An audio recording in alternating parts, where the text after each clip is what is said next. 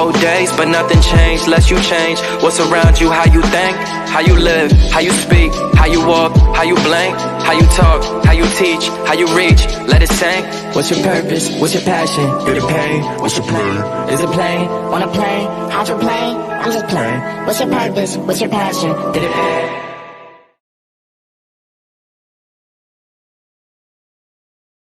Now plugged in with Molly and Joe. This is week number 4, I believe. This is show number 4, right? So basically, this is show number 4, and this one is a little special because we want to talk about the psychology of disunity amongst our people.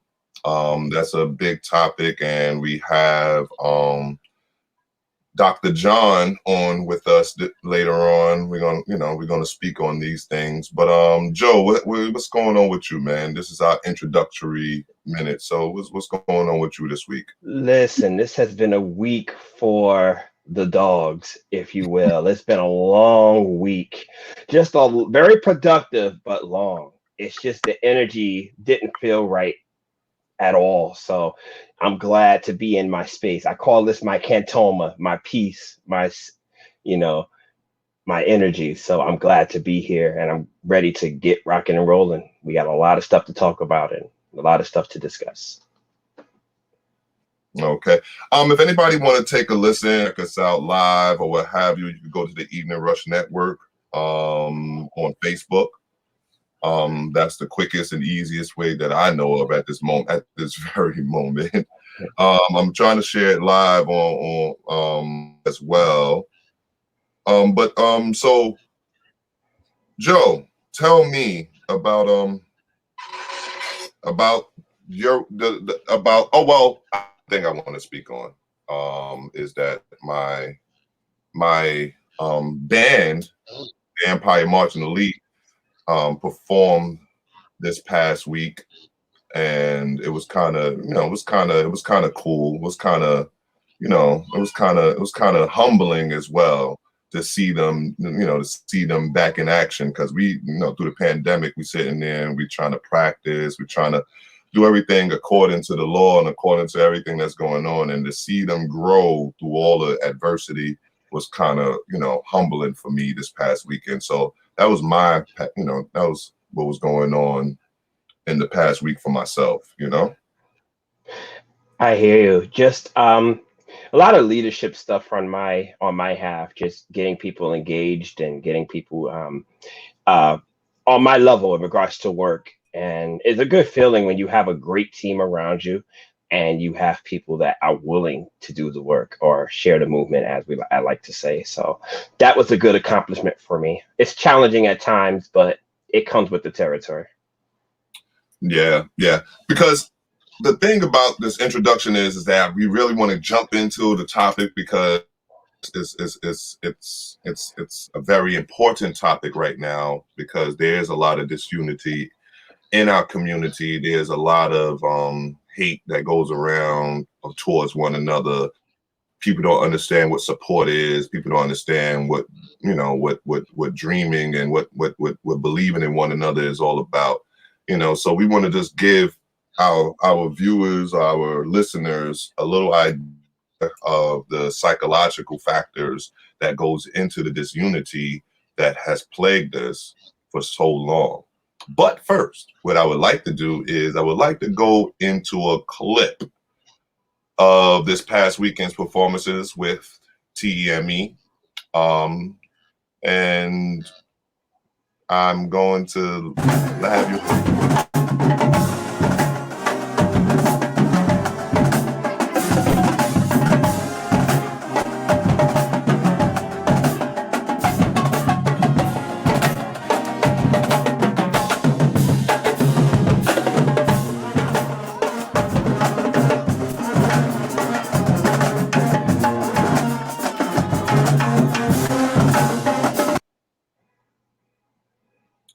Wow, that was awesome.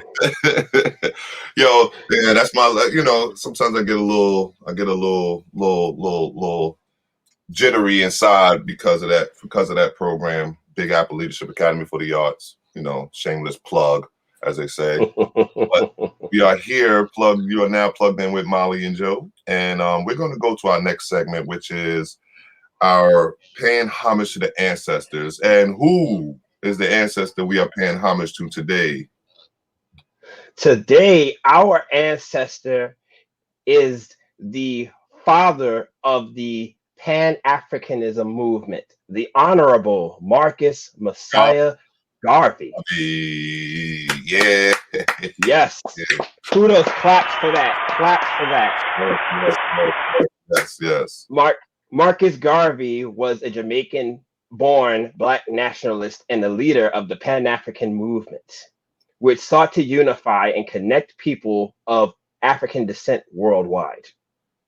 He was responsible for a lot of the energy in the United States at the time where we were trying to find our way. He offered us a way to find show pride for ourselves, our heritage, and also understanding where we come from. And he was very encouraging into getting people to find out about their inner selves, their history, their heritage at a time when this country wasn't really favoring us very well. So kudos to the Honorable Marcus Messiah Garvey for that. And we need a lot of his energy right now, because we're still in a place where we need to learn about ourselves. We need to find our roots, and we need to invest in ourselves. And the Pan-Africanist movement is very important for that. So for me, Marcus Garvey was a symbolism of unity. His whole idea, his whole being, everything that he was about was for the unification of the Black man or the nation of Black folk here in America, to basically adopt us. He had trying to go back to Africa, you know, in a mass movement as well. I have a soft heart when it comes to Marcus Garvey, because before there was, you know, Black Panthers, before there was, you know, Malcolm or Martin, there was Marcus Garvey. And a lot of people don't know enough about Marcus Garvey. A lot of people don't know about a lot of his movements. A lot of people don't know a lot about his vision and his beliefs. He believed that we should return to our homeland of Africa. And he wanted to do that. He started the Universal Negro Improvement Association, UNIA, in 1914. Now you're talking about, this is early 1900s, where racism was rampant at the time. But that's right. He stood in his glory. He stood in his strength. He stood on his own 2 feet and said, "Yo, nah, I'm going to push for this," in a time where, listen, they wasn't letting up then. You know what I mean? You thought it was bad in the 50s and the 60s, right? That's right. In the Listen, I always say that prejudice and racism is recycled every 20 or 30 years. There's something that comes up now. It's more nicer now. And when I mean by nicer, it is not as violent as it was when it comes to the lynchings and the beatings and things like that. I mean, if you want to say gun violence as opposed to physical violence, you could say that. But I think it's just every 20 years, there's something that happens to let us remind ourselves that nothing changes racially but the weather, you know, and it's still there. For us to be fighting for things that our ancestors were fighting for a century ago, because they're pretty much fighting for the same things. Right. And the fact that we're still fighting for it, it goes to show you nothing's really changed that much.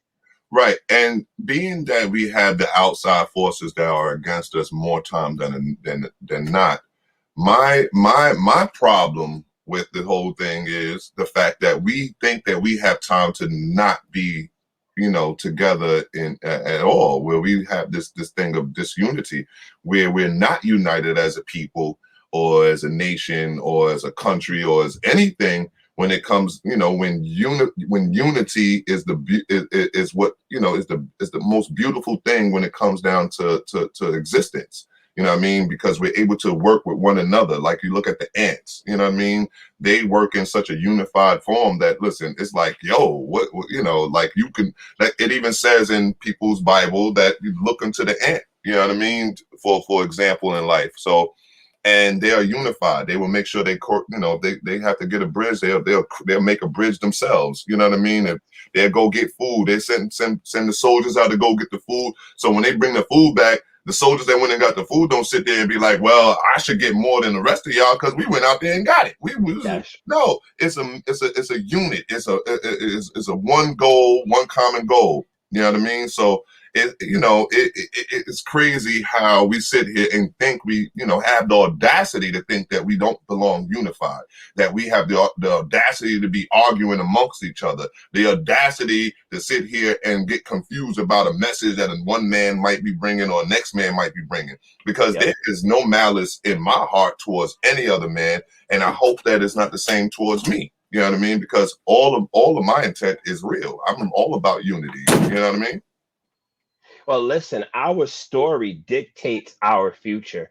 You can't judge the person based on their story. You can only tell your story and hope that people are listening to it, take something from it, and they might not agree with it, but it's your story.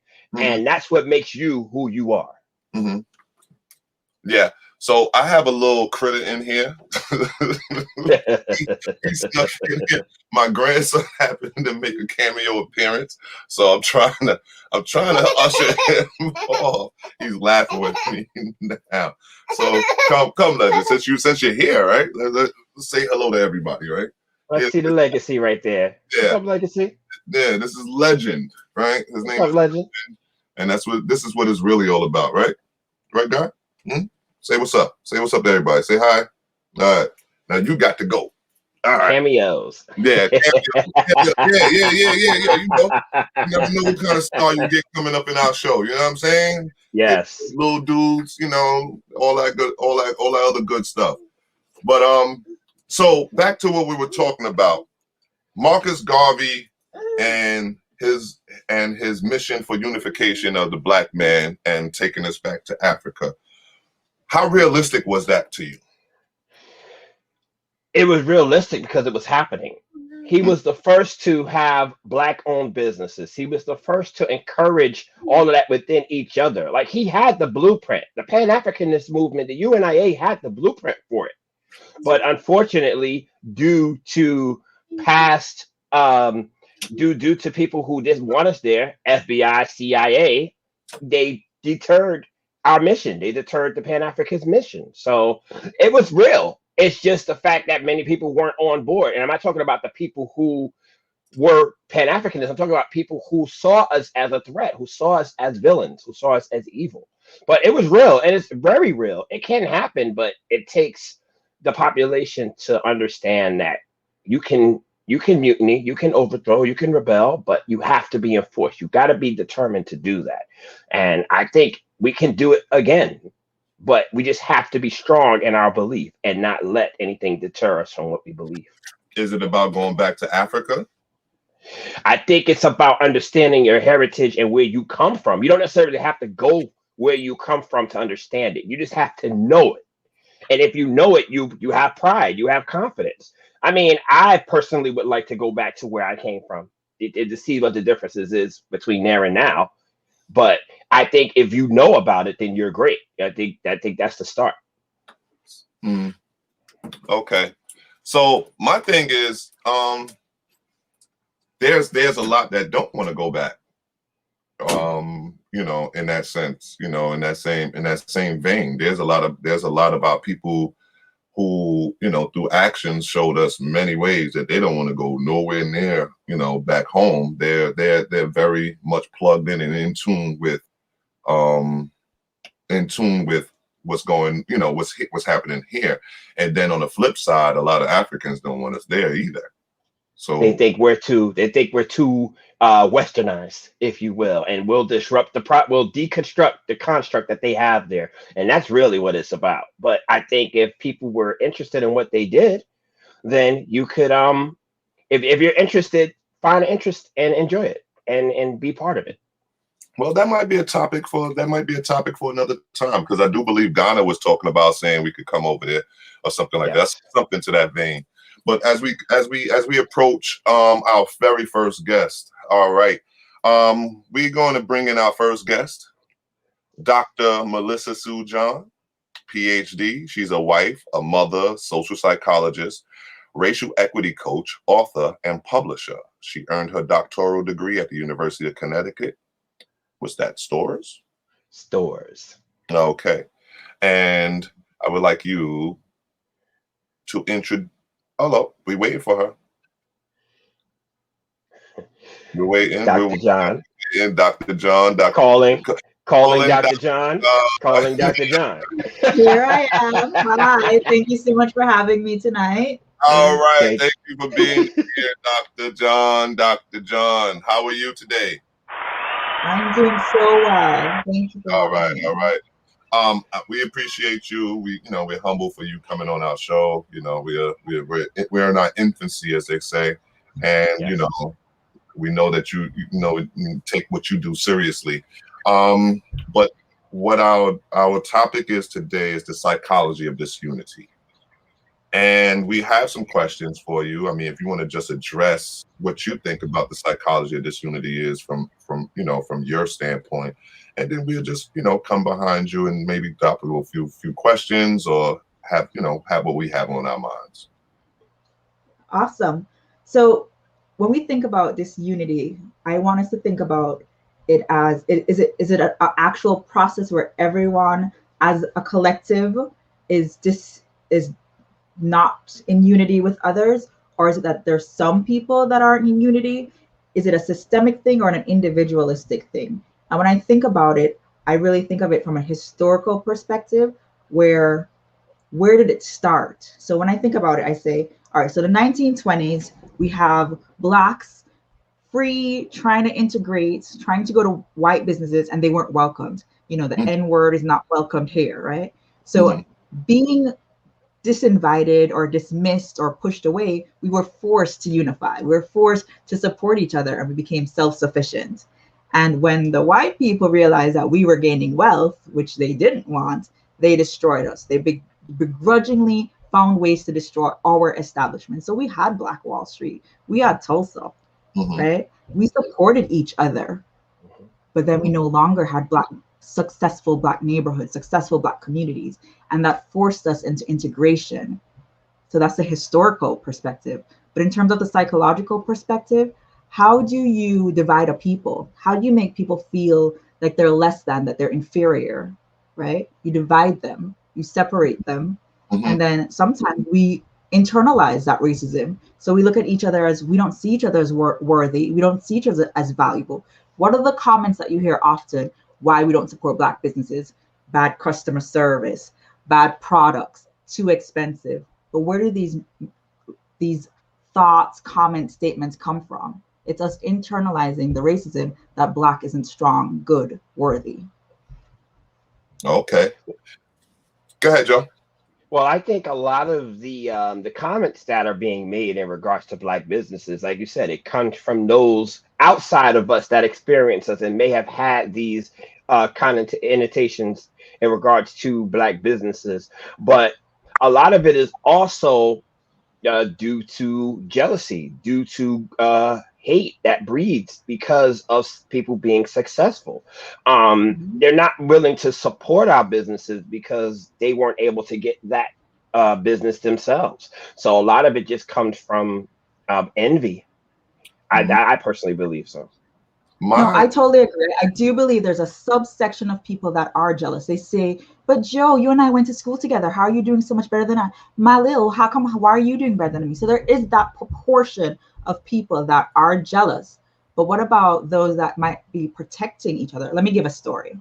So Barack Obama ran for president, and some Black people didn't vote for him. And they might think that they're doing him a favor. Why? Because they're afraid that he will be assassinated. So one person might say, oh, you're jealous of this Black man, you don't want to support Black people. But another person might be like, I'm doing him a favor. So when you look at all the people that have been successful, whether it's Marcus Garvey, Malcolm X, Martin Luther King, all the people that have tried to push us forward, what happened to them? So on Right. one hand, it could be hate and jealousy and envy and misery, but on the other hand, there's this concept of Black protectionism, and it's hard to truly know what's in a man's heart. So we can look at someone else and say, "You're jealous of me," but another time it could be like they're afraid of what could happen to you if you truly gain that success. So when you speak on the origins of this unity, we can take it back. I say further back from the 20s. You could go back to slavery, where it was embedded in us to be this, to not unite, to not. It was in their best interest, for the slave masters' interest, to have us not unite. All right, because if we were to unite, we would be a problem to their cause, to the structure of what they're trying to do. So if we're going back to slavery, the origins that of this union in the Black community, so we're saying cultural ideology, individualism versus collectivism. Okay. We got political ideology, Republican versus Democrat. It's always a separate, it's always some way to separate us, to have us in a divide. You know what I mean? So can you speak towards individualism and collectivism? Marcus Kitayama, a professor of psychology, basically analyzed that societies either have an individualistic perspective or collectivistic society. In the US, when I do well, it's because I worked hard. In Mhm, other cultures, when they do well, it's because my community Worked pushed hard. me, my mhm, sensei, my teacher, right? We give credit to our community. What mhm. that leads to is either harmony in a collectivistic culture or division and independence. Now, Black people have never truly been afforded the privilege of individualism. However, we strive towards it, right? We strive to this American dream of the house and the picket fence and having agency and freedom. So we strive for the things that we see that the white man has. But the white man culture is not our culture. Our culture is about solidarity and Mhm, harmony. So we're mhm. in this middle ground where we're like, we don't know who we are. We don't know who we want to be. So we having an identity crisis in a sense. You're saying. Yeah, we don't know our history. If you came over as an involuntary immigrant, you're literally coming over as an enslaved person. You don't Mhm. know your history, you don't know your roots, and then you're planted here and you're expected to do well, even though you've had everything against you, all the barriers. So then, you're going to strive to be like the country that you're literally living in. So that leads me to this whole concept of Republicans versus Democrats. So you have political ideology where that leads towards separatism and towards disunity as well. No. I agree completely. Sometimes people say, how can you be a Black Republican? When you listen to a Black conservative, what they're saying are things like, well, we push for pulling up yourself by the bootstraps. This whole myth of meritocracy. If you work really hard, we'll do well. I've Mhm. heard Black Republicans say things like, Democratic parties are not good for us because they're going to maintain us on welfare. They're going to maintain our dependency on them, right? So you can see how these ideologies can be posited as either something good or something bad. Like dependency is a good thing, but when Republicans talk about it, they make it sound like a bad thing. Me. Like you're not going to be able to survive on your own or bring yourself up rather. But the thing about that whole pull yourself up by your bootstraps, if you don't have bootstraps, you can't pull them up. That's true. Absolutely. Yes, that One. is absolutely true. Yep. Now, I'll say in regards to political ideologies is a lot of it's based on classism and levels. Like, what bootstraps do you have? Like, if you're come from the Republican, you'll probably have a pair of bootstraps that somebody gave to you that you didn't have to put on. But if you're a Democrat, you're trying to find a pair of boots to wear. you Right. know, so it Right. it it really does depend on where you come from and the level of life that you live, and that's what makes the political ideologies relatable. hmm So does internalized racism play a part in this? Meaning we do it to ourselves. You know what I mean? In a sense where it's like, okay, well, that person is light skinned or that person is dark skinned. Is that I mean, like like how much more layers do we put what do we put on ourselves? You know what I mean? When we already got the people outside of us that's against us. You know what I mean? We talk about the white man, we talk about the powers that be, we talk about the elite, we talk about all of these things that's against us, the system. internalize racism, like where the Willie Lynch letters is based from, like that thing where it's embedded in us. You know what I mean? Not to look out for us. Where does that play a part in this unity in our community?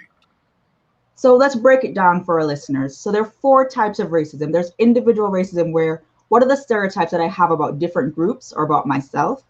Then there's interpersonal. What are the ways in which we act out those stereotypes? So if I see a Black man, do I cross the street? Do I hug my bag a little closer? Do I lock my door? Right? So that's actually how I treat people. Then there's the institutional, which is like, oh, women couldn't vote, or Blacks couldn't go to certain schools, or the segregation. So there's that. But then what if those 3 things start to come embedded in the people who are themselves victims of racism? That's what we mean by internalized racism. And how did that start? There's these ideas that Willie Lynch came up with, these letters to tell slaves how to exploit Black people and how to ensure that they hated themselves. And they did that by dividing us by the light skin and the dark skin. You had the house Negroes and you had the field Negroes. And basically they created disunity amongst us, and that continued to perpetuate later in life, where we have organizations such as sororities and fraternities. We would have clubs and organizations, and we'd say, if you're not as light as my palm, or if you're not lighter than a paper bag, you can't enter. So we internalize the very thing that was meant to harm us. Well, the brown paper bag test is interesting. The reason why is because if it came to fruition, I wouldn't be accepted in society because I'm darker than a brown paper bag. But if Molly was to test, I think he would be fine because his complexion is lighter than mine.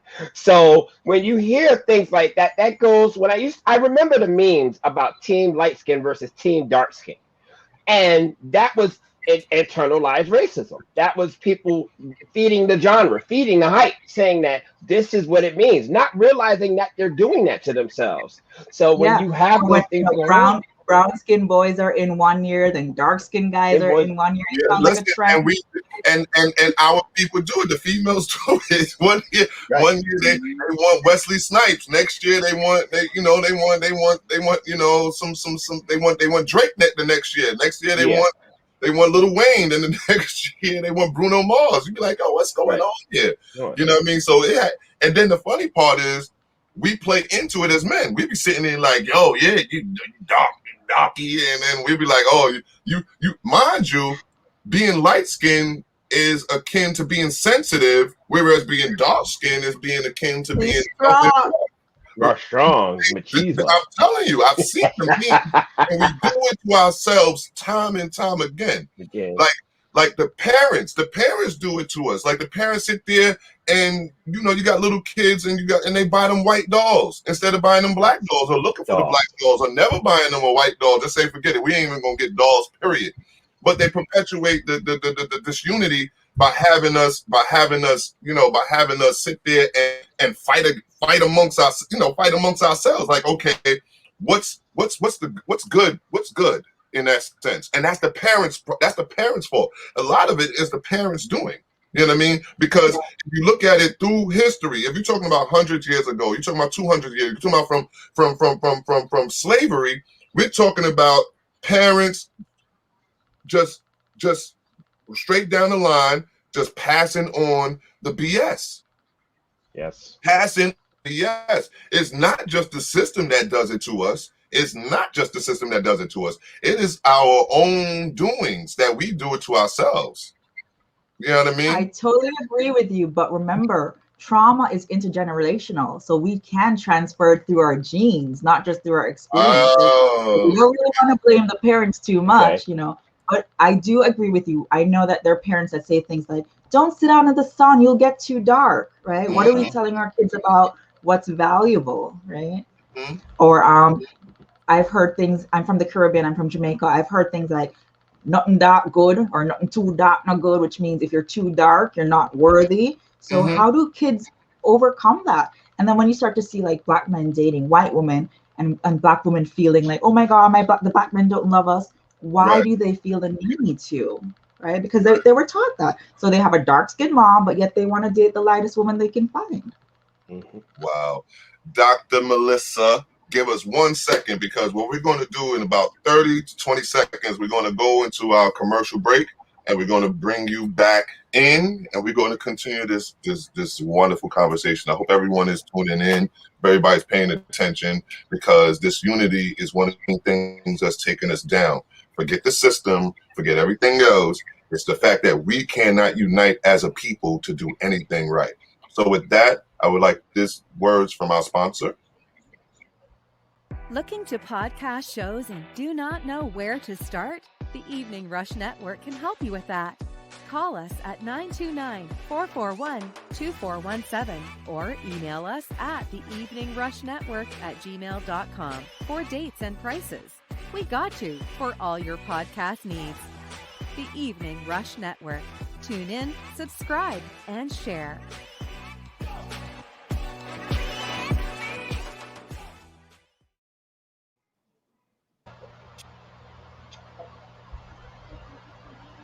And we would like to see one more clip from the Empire Marching Elite, please. Thank you.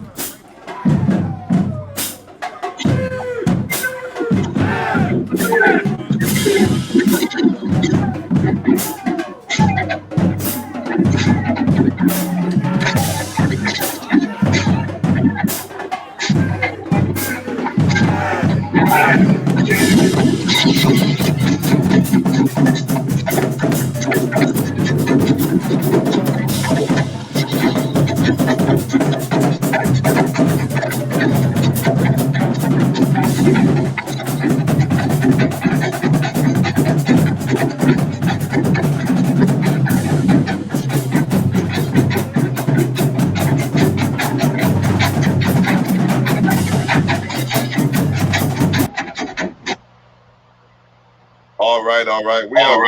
We are back. Why am I getting the echo? That was awesome. Awesome, bro. Something is going on. All right. Let's go on.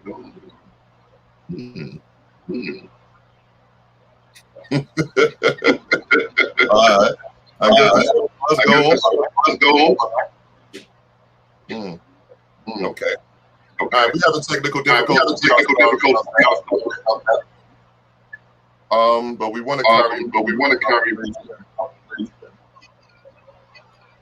So what we're going to carry on with is our next question about this unity. Dr. Melissa, what is perpetuating this unity?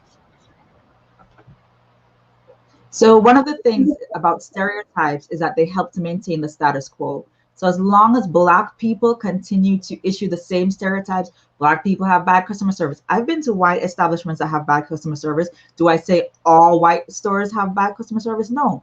But then you go to 1 or 2 Black businesses and you have bad customer service. You're like, well, I'm not going to give them my money. So this is, again, it comes back to the internalized racism. So I think the better question would be, how do we overcome this issue of disunity? Because it all comes back to the same historical units.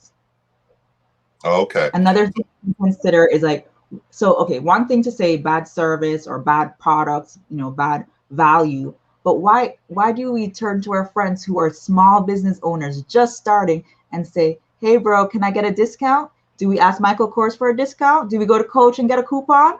No, absolutely not. We don't go to any of these places asking for any handouts or any. Matter of fact, I feel like we go to these places and take pride in the fact we could pay top dollar for it. I'm talking That's about right. in the Gucci store and all that. The dudes be sitting there like, what? Look at my Montclair coat. I paid every dime that they could ask for this Montclair coat. And guess what? Here go a brother that's struggling and trying to come up and do what they want to do. You know what I'm saying? Listen, they, you got a discount from the door. They want a discount. Yeah. Montclair ain't never give a discount. And matter of fact, their discounts ain't really discounts, because when you're sitting there charging $1,000 for a coat, you tell me you're gonna take 10% off, and it's do the math. You know what I'm saying? That's still a pricey coat. You know what I mean? So perpetuation. Listen, we do it like it's to me, it's a lot of self-infliction. You know what I mean? We are self-inflicting us. We killing ourselves with the disunity, man. We gotta get tighter, man, because it costs nothing for likes, it costs nothing for shares, it costs nothing for just support, it costs nothing to say congratulations, it costs nothing to say good job, it costs nothing to say yo, I love this. It costs they have so many ways of monetizing off of just being unified, and that's the other nations just being unified. They monetize off of these things, and we can't even figure it out. We can't even fathom it. There's people on TikTok right now eating shrimp. That's it, and they are going viral for eating shrimp sloppily. You understand? And they viral, and then here we are sitting there can't get 10 likes on a topic like psychology and disunity. You know what I'm saying? I think we're gonna get more than 10 likes. Yeah. But go ahead, sis. No, I think it all comes back to understanding and knowing our history. We can talk about this because we've examined and reflected the why. A lot of people just keep on going with the what. Like, what's new, what's trendy, but no one really asks, why is this trendy? Why are we doing that? When we start to ask ourselves why and start to ask, where did I get these beliefs from? It really opens up our mindsets to overcome whatever trauma, or whether it's Black protectionism or envy or jealousy, whatever the reason. Once we start asking, why do I not support my friend? Like, is it because I don't have kids to buy her books? Is it because I'm not really into politics, so I don't listen to my friend Joe's show? Like, what is the reason? And when you start to realize that a lot of it is just excuses, it allows you to open up your mindset and change the way you think and walk and talk. It really comes down to mindset, and mindset changes with education. People need to read. Is it historically or aesthetically embedded in us? I think it is. I think it definitely is. Go ahead, Joe. Well, I think a lot of it comes from personal value. I think I totally agree when you say that what's trendy is necessarily what's being followed, meaning that as long as other people like it, the population like it, it's going to succeed. It may not be the best thing in the world, but all it takes for people to say, I like that. I like that too. I like this too. And then it becomes so popular because it's the thing to do. It might not be the right thing to do, but it's the thing to do. So I've definitely seen a lot of that. But maybe Black businesses need to be more valued personally. We need to show people that we're just as good as the overpriced, overvalued situation. And I think that comes with a lot of it too. But the story hasn't been told yet. So. Well, I mean, the saying is first they laugh, then they copy, right? So it doesn't matter what kind of business you do. It doesn't really matter who you are. It's hard to start out. It's hard to get people to believe you. They laughed at Starbucks. They laughed at Amazon, and they're white, right? So creating a new idea takes the general mass of people it takes them a while to get on board. But once something gets popular, then you'll start to see your friends or your community support you. It's like the saying, a prophet is never welcome in his own home. You could be saying the most profound things. You could be giving truth for free and advice for free. I could tell all of you to buy this stock today. You wouldn't buy it because it came from me. It drives me crazy. But then if I'm Tyler Perry or some rich person, then you're like, oh, Melissa, what was the advice you gave yesterday? So sometimes you have to prove your worth. It's unfortunate, but it's also human nature. So, personal value, right? So, but how do we fight that? Because I suffer that. I suffer that daily. I mean, I'm sure Joe suffers that daily. Because I mean, I'm not. This is not for show. Like, I mean, this is who we are. Like, this is we no. This comes through our pores. This is what we talk about on a regular basis. This is our lives. So therefore, why is it so hard for those closest to us to gravitate to what we're trying to say? Like, where does that come from? Like, where does that mindset come from? I think mindset, right? I think a lot of it has to do with the people that's following us. Like, if it's not somebody that they know or somebody that they value, they won't take value in it. So a lot of it is because there's not a person that they respect and idolize following us and saying, oh, I like this person. They can say, oh, maybe I should give that a shot. But a lot of that has to go. They need to hear from the people of power to say, oh, it's good. without hearing it themselves and saying, "Oh, I don't like this." Well, So I'll give a story that I from a book I read called Abundance by Lisa Nichols, and she said she started writing her book. She was going on book tour. She was traveling the world, and she literally was flying somewhere, and her family was having like a barbecue, and she said she'd be there, and they're emailing her, asking her, or texting her, asking her if she's going to bring the pie. And she's just thinking to herself, like, I'm a world-renowned speaker, and my family's here asking me about the pie. Sometimes your family and friends can only see you as that little girl or little boy that they knew from high school or that they saw running around in the field. So they can't, even though you're doing your thing, you're running your podcast and you're a professor here, or you're going to conferences, they don't see you in that light. So I don't take it personally anymore. And I had to learn that. but me personally, I disagree with not taking it personally, because you have so many other nations that do it. That seeing their little boys grow up to be professors, and they support the fact that they're professors, or seeing their little kids come up and be entertainers and support the fact that they're entertainers, or see their little boys come up and just do absolutely the most asinine thing you could do on YouTube, and they will support it. We could go right now, we can go on YouTube or TikTok, and we will find someone in the millions of views for absolutely nothing. You understand? It's just a matter of what do other cultures do that strengthens their unity, and that we need to follow and panic, and pattern ourselves by, like, what's their secret, right?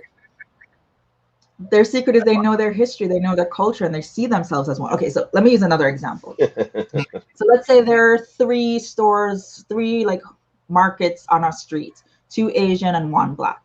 And you go to all of them and you see that one has lemons for 20 cents, the other has for 30 cents, and the Black one has it for 60 cents. And in your mind, you're like, well, it's not that I don't want to support the Black-owned business, but 60 cents for 1 lemon. But what you don't understand is that those 2 Asian markets had combined their money and bought in bulk. So they were getting it for 5 cents a lemon, so they can easily sell it for 10 or 20. But this Black person doesn't have the wealth and resources to be able to buy it bulk, so they have to sell it at 60 cents.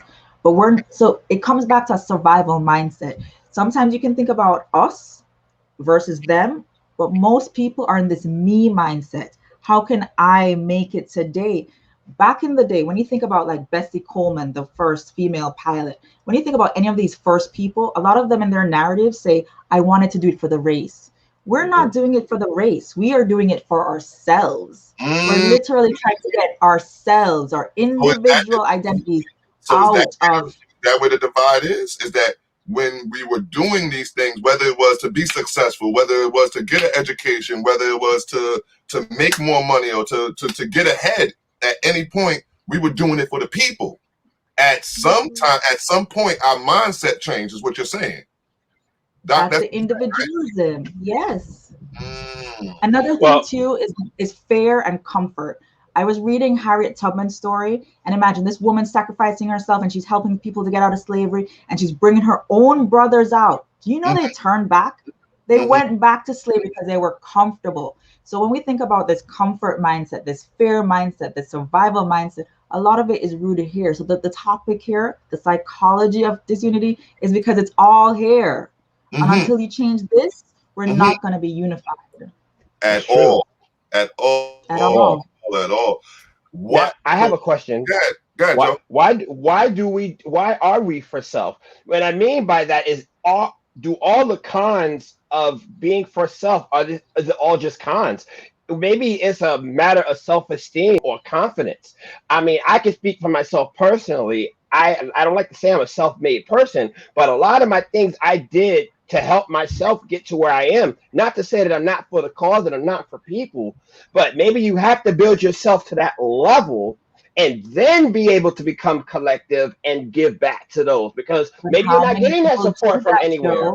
Every time we make it, we move to a nicer neighborhood. We don't stay and build our block. We don't say, I've made it, I'm going to buy every house here and help my community out. We leave and go live with them. That's why. And then we're worried. Then we're wondering why people are calling the police on us saying, oh, you live there? Doesn't matter how much money you make, you'll never be seen as equal. And it's sad as a DEI consultant to say that, But that's kind of the reality of the situation, that you will always be black. Doesn't matter if you're a rich black or a poor black, they just Right. see You'll black. always be black. So we Right. need to see each other in our full humanity. And then Right. maybe they'll see us as their equals, The but we key see each other as equals. the key words is humanity, because that's what the Fred Hamptons was speaking of when he was speaking. He found out that unity amongst all of the oppressed, meaning it could be white, it could be Chinese, it could be Spanish, Yeah, anything. As long as you're under this system, you are under a system of oppression. You know what I mean? Because the elite don't want you to have anything that they got going on. You know what I mean? But maintaining the status quo. I wanted to throw something in there as far as when you talk about the black dollar. We spend the most money. We spend the Mhm. most money, period.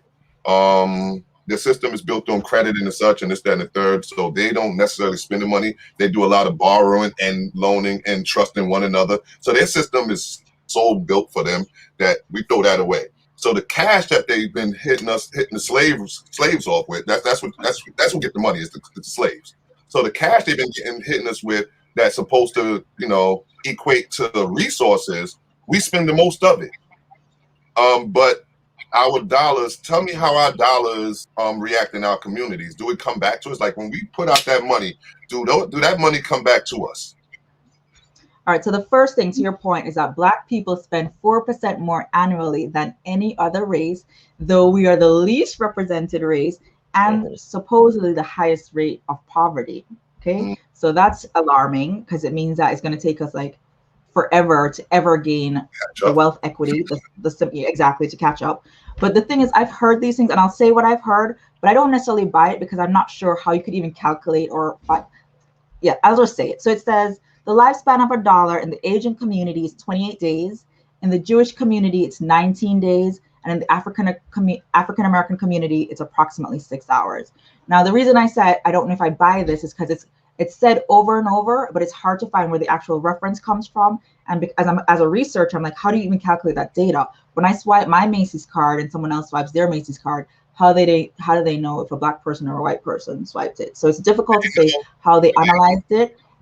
And you think about who is collecting data. So like the Federal Reserve Bank, they publish consumer surveys all the time, but it doesn't say race. The Bureau of Labor Statistics, they also publish um, patterns about race, yes, but it doesn't say about which communities. For example, what do we mean by Asian community? Are they just saying Chinese? Are they just saying Japanese? Are they also including Indian? So then if you're using a larger group, then it's not as representative as if you're just saying Black. And What's like is Black right? American. So anyway, so So, we want to just be careful about how much we play onto those numbers. But the point is that when you look at where Black, because there are these companies like Nielsen, for example, where Black people spend their money, we spend 90% of the hair industry. That's where we spend our money. We Mhm. buy cars, we buy clothing, we buy accessories. So we do spend more money than we make, Yes. and we don't necessarily spend it here. We spend it at Saks, Bloomingdale's, and what's that Marcus one? Neiman Marcus. Neiman Marcus. Yeah, Neem- that's where Black people are supposedly spending their money. all So of the yeah, major corporations, all the major Regions. Yep. corporations. So as we boiling down to wrapping this up in a sec, but it's not necessarily wrapping up, because I think we're going to have to come back on this topic down the line and get a little deeper, because I mean we touched on a lot of different things, and I really think that with even our initial discussion, there were a lot of things that we did speak on. Like I said, that's the reason why I was like, we need to smile for a second, because Okay. it was getting extensive. So I don't think we touched on everything, in that vein. But the point is we're talking about support. We're talking about supporting one another. We're talking about killing the disunity amongst ourselves. We're talking about liking a page, sharing a page, taking part in the success of your fellow Black man. You know what I mean? Or or Black woman. You know what I'm saying? If someone is selling a book, you just share the page. You don't have listen. Nobody had told you had to buy the book. All you got to do is pass the information on, and someone down may need that book, or may need that information, or may need that podcast, or may need that. You know what I mean? So when it comes down to it, we gotta support one another so much more than we do. We got such a negative take on one another that it's hard to support one another. Joe? I think it starts with just we being the masses. There's plenty of black-owned businesses and communities, but all of us are not in sync with each other. We look at ourselves as individualists. Like Melissa said, we look at ourselves as individual corporations. So we need to come together and collectively build our own unit and tell people, hey, if you want the best of this and it's black owned, this is where you get it from. And then people will follow. But the people who have the money, the people who have the wealth, they need to collectively come together and support within their community. And if we see more people doing that, then I think the people who don't understand will start to, or will start to contribute.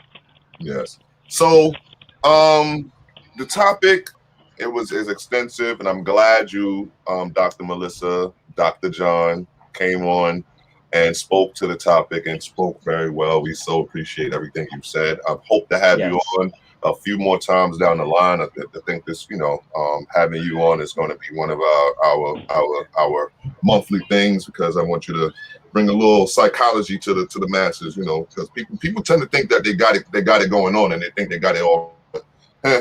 You know what I mean? Sometimes you have to hear it and then all of a sudden understand that you know what, maybe it's something going on in my head. You know what I mean? So I think we gave people a little bit of what they need to hear about themselves, as far as what how far back we are as far as being united, how far behind the 8 ball we are as being united. But I want you to talk about your publishing house. What is Lauren Simone Pubs? So I am a psychologist, and I was doing research teaching little kids how the engineering design cycle works. And we were using literature to teach this process. It's like, here's a problem, you do these steps, and then here's a solution. So literature is exactly just that, right? Because you have a plot, you have to overcome it, you have to solve the problem. And I was looking at these books, and I was looking at the kids. It was a Head Start program. The books and the kids did not match. The books were talking animals, talking cars, talking, white people, black boys and girls, but the kids were immigrants, Latinos, and black kids, right? And I came home to my daughter, Olivia Lauren, so that's who the company's named after, and I was talking to her and our older sister, Alyssa Simone, and I said, I can't believe that in 2000s we still don't have enough diverse representation within children's literature. And she said to me, Mom, don't complain, be the solution. And I'm just like, all right, if a little girl spits that wisdom on you, you have to do something. So I wrote my first book called Occupations A to Z, which basically just is like a reference guide with all the different careers. But, when I was young, you only knew about doctor, lawyer, nurse, firefighter, police, like literally or maybe banker. So, like 6 occupations. But then my daughter started acting, and we were meeting voiceover artists, and we were meeting like animators and just all these different occupations. I was like, I want kids to learn that there's more to life than just what you see every day. So we came up with these books, and then we started writing more and more and more. And as I started writing, people started getting interested, not necessarily to support me, but to figure out how they could also do it. So they said, like, how did you do it? And I'm like, sure, I'll show you. And they're like, no, I don't want to learn. I want you to do it for me. And that's how Lauren Simone Publishing Company was born. And I still thought, how else, besides educating youth, how else can I empower them?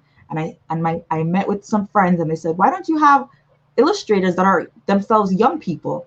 And I was like, brilliant. And I jumped on the idea, and I started recruiting young authors, young illustrators. And most of our books are written by kids like 12, 13, 14, 15.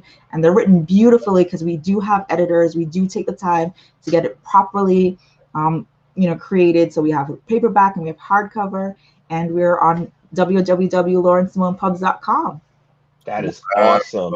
That is awesome. Well, how can we support Lauren Simone Pubs? Tell the public. So you can support me to not spend $1. You can follow me on Instagram, Lauren Simone Pubs. Follow me on Twitter. Follow me on Facebook, Lauren Simone Pubs. Attend our free events every single day at 6 o'clock. I read a story for your children, right? To be empowered. You can if you're a teacher, invite us to your classroom. We'll do story. If you are a blogger or podcaster, invite us to be an interviewee. So there's so many ways that you can support us, and we can support you. We can support each other. But if you are willing to spend that dollar, visit our website, buy our books, and write reviews and tell other people how much you love about it. But if you can just do a simple things, so just like liking, sharing, commenting to boost engagement, those are the things that we really value and appreciate. Yes. So when you said they're young authors, are there any older authors that you guys work with as well? So yeah, we do the whole span because our thing is all about diversity. So as long as you're like non-traditional, we will work with you. And we work on children's books, but we're currently thinking about partnering with this organization that works with adult authors. So we're going to be like a sister brother team. That way we can incorporate all of it. Okay. All right. Joe, you got any more questions for Dr. John? Well, you told us what we can do. How can people get in touch with you if they want to be one of those authors, if they want to contribute to your business, if they want to write a story? Well, how can they get in contact with you? Please email me at laurensimonepubs@gmail.com, and I'll respond. I do get a lot of inquiries, so I'll respond to you within definitely 2 weeks. Okay. Look All at You send that. your manuscripts for review. What was one of your latest books? What was one of the latest books? Oh, I think you guys will love this one. This one is our newest one. It's called Happyvism, and it's a form of activism by choosing joy. So the idea that, George Floyd, Breonna Taylor, all these bad things are happening and we're marching and we're sad. But this book is about teaching Black and brown boys to use their joy and not let anyone steal their joy, and was written by 2 educators, Ryan Parker and Justin Lopez, and illustrated by a teenager. She was in high school when she started it. She's in her first year of community college right now. Her name is Sierra Chanterelle. So this is our latest one. The one that was published before is called The Painted Sky, which is the idea of imagine living under a dome and suddenly realizing that what you think is the sky is not the real world, coming outside, finding the real world, coming back, telling everybody about outside, and everyone's just like, we're quite content with our fake world. And that's what this conversation feels like we're trying to empower people and open their eyes, and people are just like, can you just leave me alone? I like living in my ignorance. I'm quite content right here. Well, so that was a children. Some people need to be honest with themselves when they come down to that. Just listen. Just tell me you good with just being plugged into the matrix, man. Because that's exactly what it is. Because that's where the name sort of came from, that same concept, plugged. You know what I mean? Is some people are plugged into the matrix, some people are plugged out of the matrix. Some people need to plug themselves out of the matrix and plug themselves into something better. So it all is all relevant. I mean, like, I love the fact that what you're doing with your publishing company. Are you an author yourself? Like, did you write a book?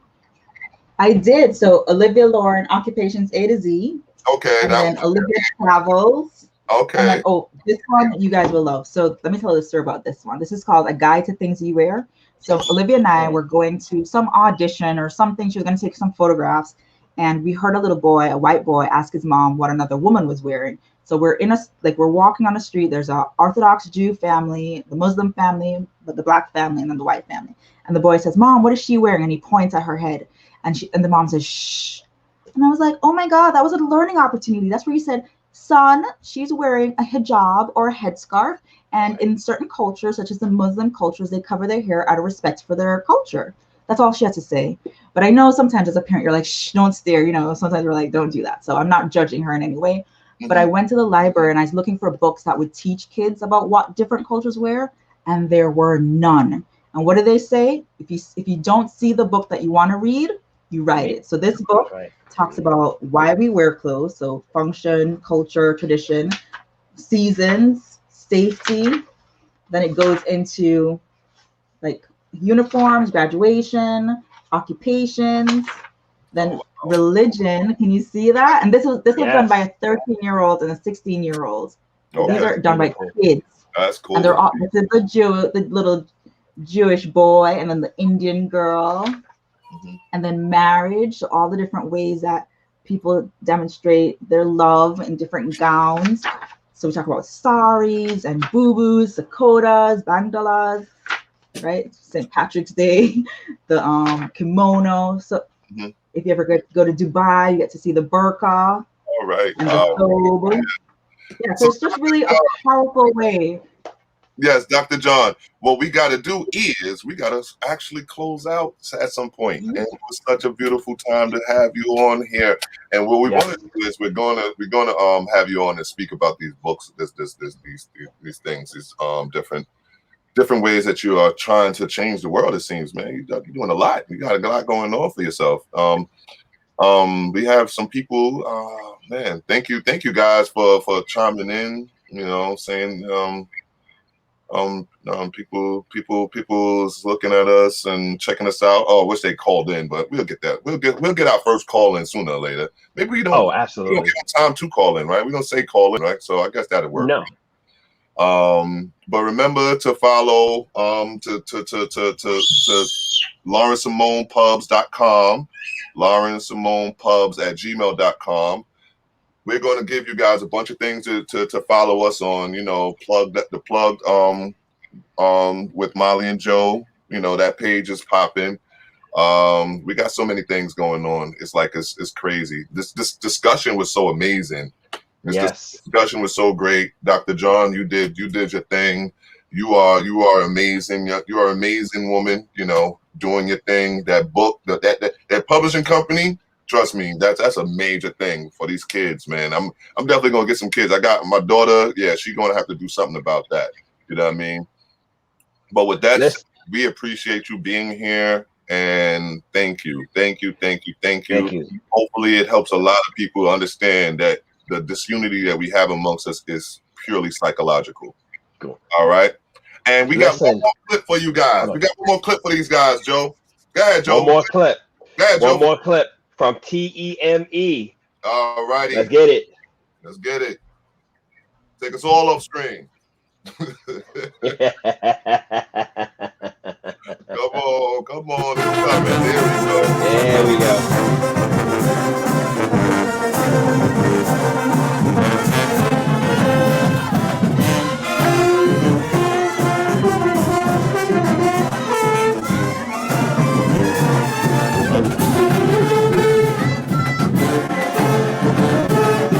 That's my baby.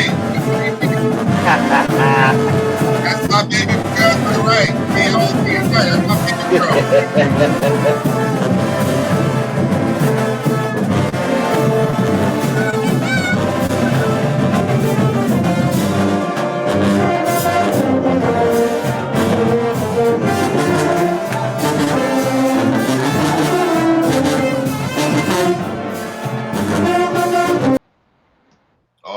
Alrighty.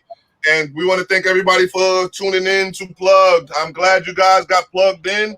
Now it's time to plug on out. Peace. That's right. Peace.